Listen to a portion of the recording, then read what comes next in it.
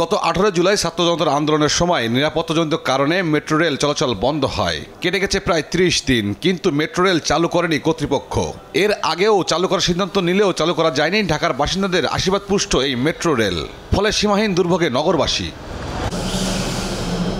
দায়িত্ব নিয়েই মেট্রো নিয়ে কথা বলেন সড়ক পরিবহন সেতু উপদেষ্টা। মন্ত্রণালয়ের কর্মকর্তাদের সাথে বৈঠক শেষে তিনি কথা বলেন বোর্ডের সভা না হওয়ায় মেট্রো রেল চালু করা যায়নি। তারপরে ওনাদের ওই যে লাইন টেস্টিং এর একটু, কারণ ওরা তো কর্মবিরতি করতেছে, এটাতে একটু টাইম লাগবে। তা আমরা সর্বোচ্চ 7 দিনের মধ্যে মেট্রো রেল চালু করব।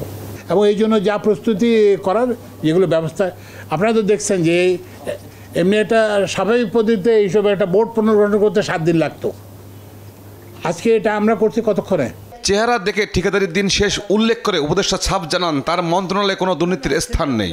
এগুলো এই যে অনলাইন এগুলো বলবেন না, বুঝছেন? আমি না শুনেন, অনলাইন না, আপনারাও একটু বলবেন যে আমাদেরকে সাহায্য করবেন এটা বলে যে একটা ড্রাইভিং লাইসেন্স পেতে কতদিন লাগে, একটা দেবেন এবং এগুলো করবেন, বুঝতে পারছেন যে কতবার যেতে হয়। তবে যদি সড়ক পরিবহনের কোনো দফতর কিংবা সড়ক পরিবহন সংক্রান্ত কোনো ব্যক্তি যদি এটার সঙ্গে জড়িত থাকে, আমাদের দেখুন আমরা তাৎক্ষণিক ব্যবস্থা নেব। শুধু ঢাকা বা শহর কেন্দ্রিক নয়, অবহেলিত এলাকা দেখে প্রকল্প নিয়ে কথা জানান উপদেষ্টা।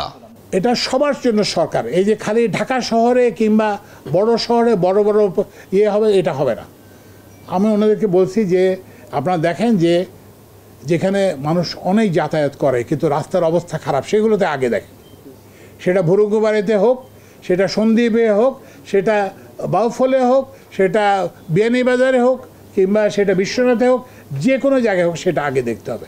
ওই যে তৌফিক মাহমুদ মুন্না, দেশ টিভি, ঢাকা। মুখমণ্ডলে করে